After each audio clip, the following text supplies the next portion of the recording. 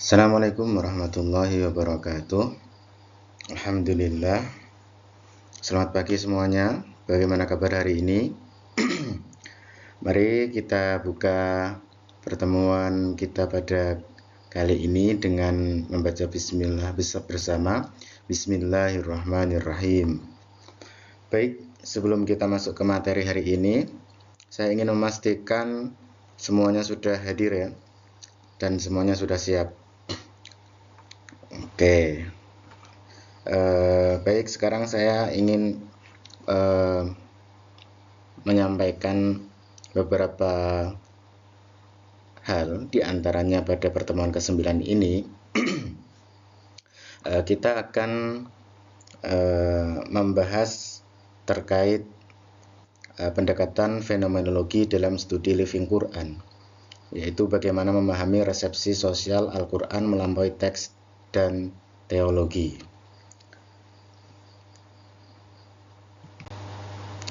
Oke, ini adalah referensinya, yaitu ada buku Hazar Edman Ideas General Introduction to Pure Phenomenology, ada yang dari Alfred Schultz, Yusuf Muhammad, Living Quran dan Hadis, Teori dan Metodologi, juga ada Jensen, The Interpretation of the Quran. Nah, di sini bisa digunakan sebagai sebagai referensi untuk mata kuliah Living Quran kita ini. Oke, baik, di sini tujuan pembelajarannya yaitu nanti diharapkan mahasiswa mampu menjelaskan pendekatan fenomenologi dalam Living Quran dan mampu menganalisis Living Quran yang hidup dalam tradisi praktikal kemasyarakatan. Baik, dari teks menuju konteks sosial. Living Quran menggeser fokus dari apa kata teks menjadi apa yang dilakukan masyarakat terhadap teks. Di sini terdapat sebuah hal yang baru, bagaimana menyikapi terhadap kajian Al-Quran. Pada studi tafsir klasik, itu berfokus pada teks, analisis linguistik, dan makna yang dikehendaki mufassir bersifat tekstual. Kemudian pada masa kontemporer ini ada studi namanya studi Living Quran, yaitu Al-Quran sebagai sosial, reality hidup dalam praktek, persepsi dan respon masyarakat. Nah, apa urgensinya? Urgensi pendekatan ini yaitu membutuhkan pisau analisis yang memotret makna dari masyarakat tanpa menghakiminya. Oke, baik. Apa itu fenomenologi? Jadi, karena tadi pendekatannya menggunakan pendekatan fenomenologi, maka kita perlu untuk mengetahui apa itu fenomenologi, yaitu kembali pada sesuatu itu sendiri.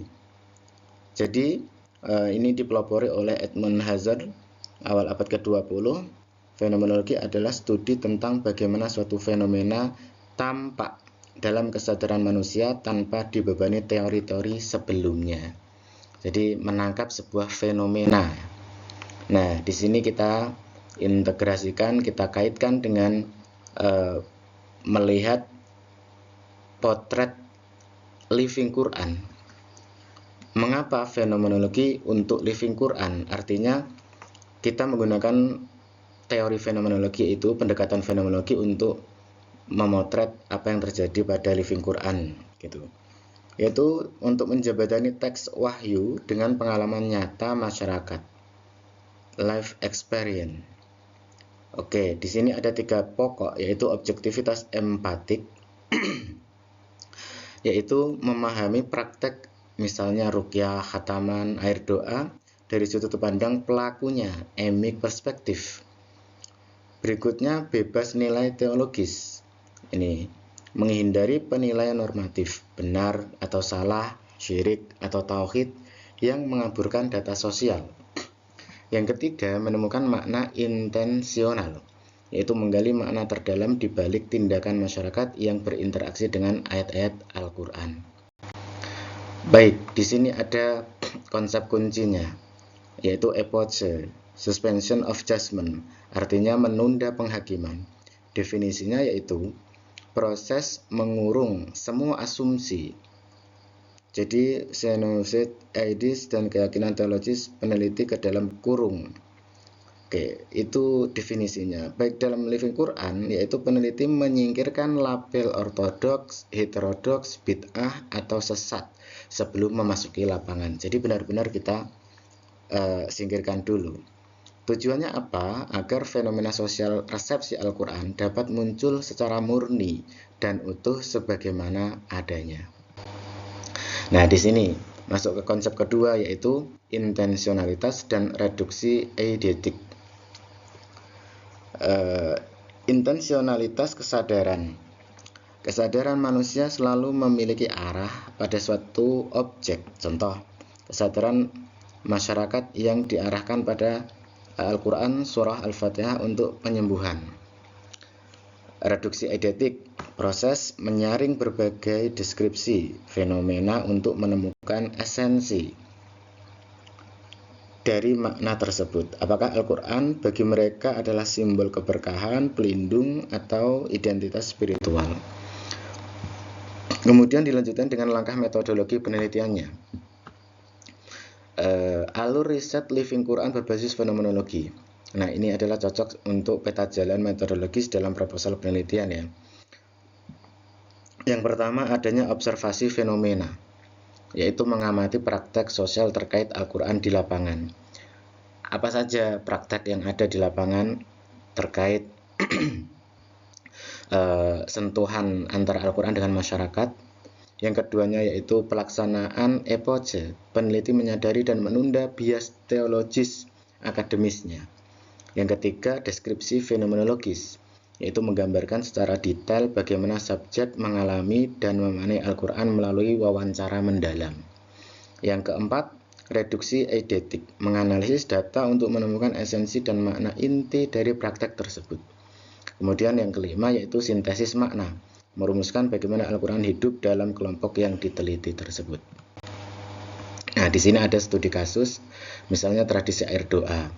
Di sini pendekatan normatif teologis, menilai praktek sebagai khurafat atau penyimpangan akidah, berhenti pada penghakiman. Jadi tidak lagi melihat seperti itu ketika menggunakan pendekatan fenomenologi.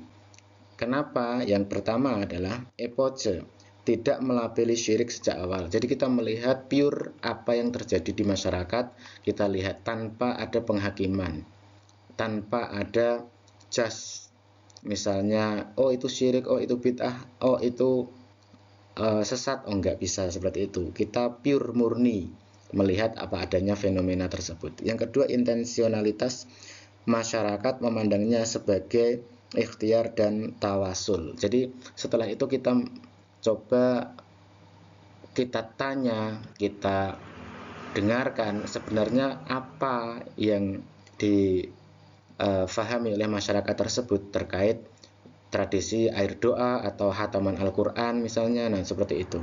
Reduksi eidetik yaitu esensi Al-Quran itu digunakan untuk obat atau hifz atau proteksi ini secara fisik, misalnya jadi Al-Quran dianggap sebagai syifa, penyembuh. Nah, disitulah letak kita, posisi kita dalam melakukan pendekatan fenomenologi, misalnya terkait adanya tradisi hataman Al-Quran atau air doa, jadi untuk kesembuhan gitu.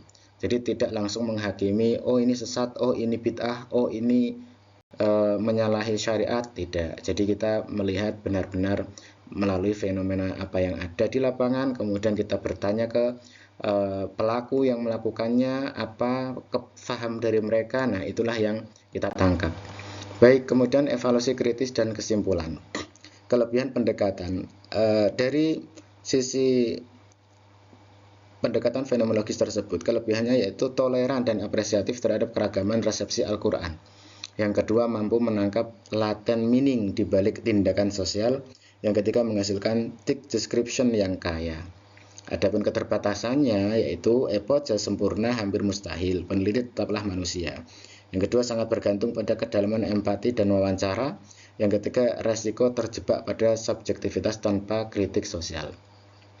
Di situ tadi ketika sudah menggunakan pendekatan fenomenologis, maka itu tadi ada kelebihannya dan ada keterbatasannya. Tetapi tidak ada masalah karena yang kita butuhkan adalah data yang ada di lapangan, kemudian nanti kita bisa simpulkan dan kita bisa mendapatkan sebuah temuannya. Oke, terakhir ini kesimpulan utamanya, fenomenologi menawarkan cara pandang yang empati, netral dan mendalam dalam mengkaji living Quran melalui epoche dan reduksi eidetik. Peneliti memetakan tafsir hidup, living exegesis masyarakat. Al-Quran bertransformasi dari teks menjadi pengalaman spiritual dan sosial yang nyata. Nah, di sini teman-teman, sebelum kita akhiri, selanjutnya maka teman-teman bisa memotret tradisi di masyarakat sekitar Anda. Ini adalah tugas Anda nanti, dan kemudian analisis dengan pendekatan fenomenologi dan living Quran. Contohnya apa? Kegiatan tradisi yang ada di sekitar kita, contoh misalnya ada sedekah bumi, kemudian ada tahlilan, ada syukuran, ada khataman, kemudian ada misalnya yasinan, nah seperti itu, dan banyak hal lagi yang semua itu sudah menjadi kegiatan yang mentradisi sebuah tadi akulturasi antara keislaman dengan budaya lokal Jawa misalnya. Nah, di situ coba diteliti, kemudian dianalisis dengan pendekatan fenomenologi dan living Quran. Oke, demikian. Terima kasih untuk perhatiannya. Kita cukupkan.